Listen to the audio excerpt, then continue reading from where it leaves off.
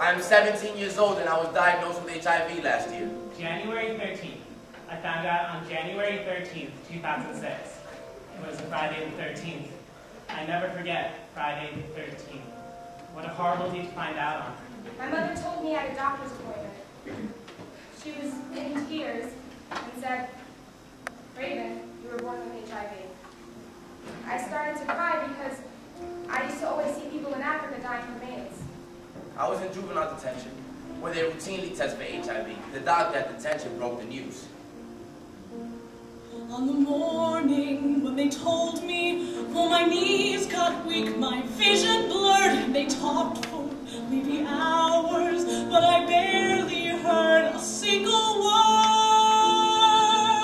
I don't know when or where I was infected. If you're what they call an at-risk person, you kind of know.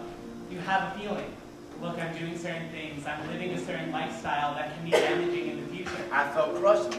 I felt like my life was over, like I was nobody. So the first question I asked was, am I going to die like those people on TV? To me, at the time, not knowing was way better than knowing. You know, to deal with the pressures, you know. It was like a death thing, what I thought at the time. I thought I was going to die real soon. I thought my life would never be the same again.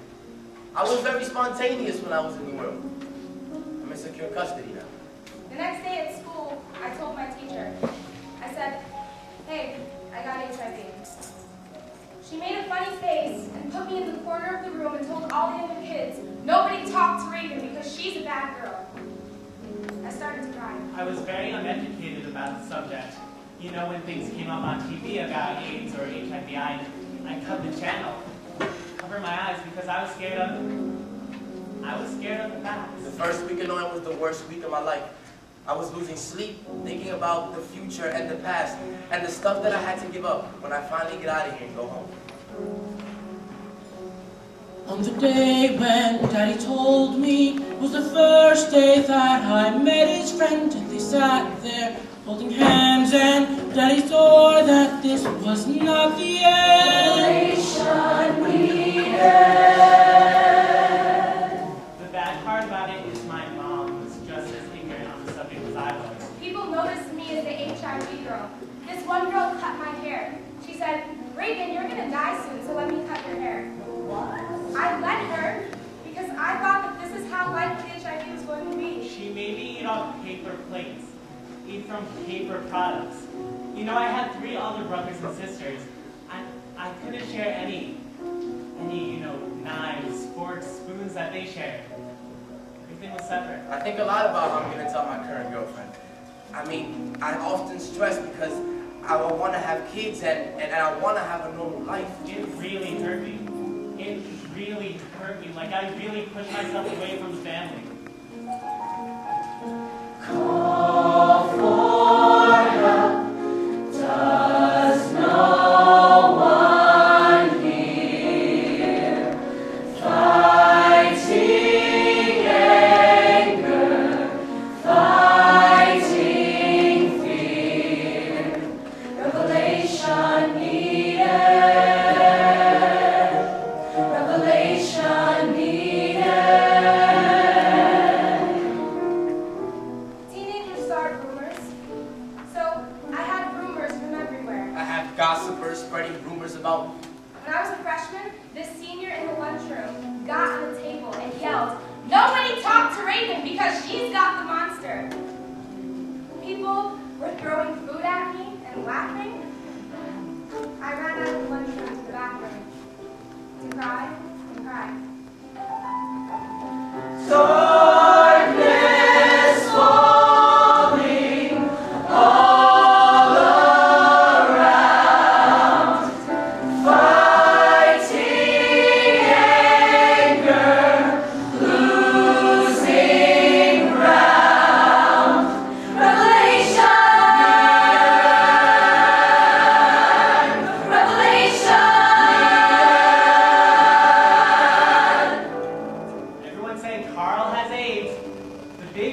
came out about Carl having AIDS. I hate to hear people talk about it when they don't really know what they're talking about. I find myself ready to correct people, but then at the same time, I want to remain confidential about my diagnosis. I said, why me? It's not my fault. Why don't people understand that I was born with this? I used to have pity parties for myself. I'd have a weekly pity party where I would go and sob, and it would be sob, play the blame game, feel sorry for myself. I want to not have to think about it, not have to be so precautious. I ask myself every day, why me? I mean, there's plenty of people who just don't care out there, but I do. Who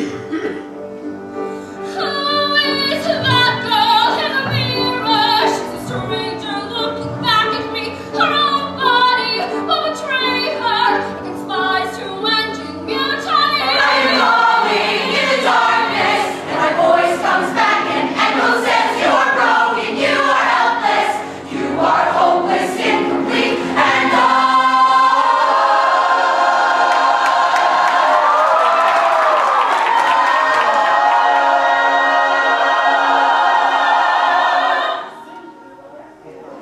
The next morning, which was my birthday, I went to school with my mother.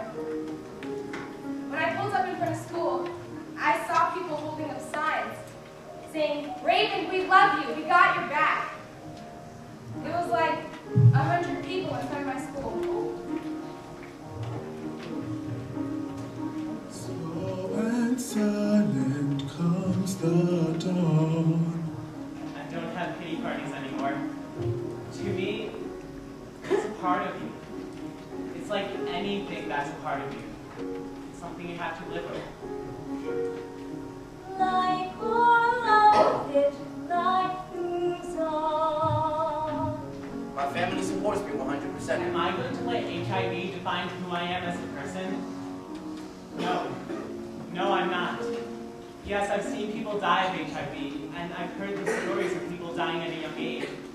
But I've also heard the stories of healthy people who lived long and healthy lives, who took care of themselves and accomplished everything they wanted in life. You know?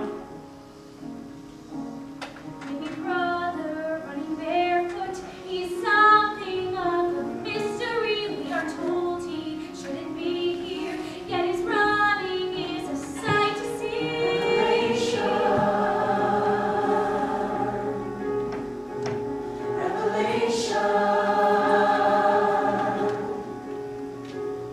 With people I think are nice, I'll be upfront. I'll say, let me tell you one thing right now. I'm HIV positive, and you either want to be my friend or not. I'm living, I'm going. No, I don't think I would trade my place. I'm changing, I'm growing. Everybody has their junk to face. I try to live as normally as I can. I mean, I'm young, dashingly handsome, and I mean, you wouldn't be able to tell by just looking at me. I say to myself, you know what?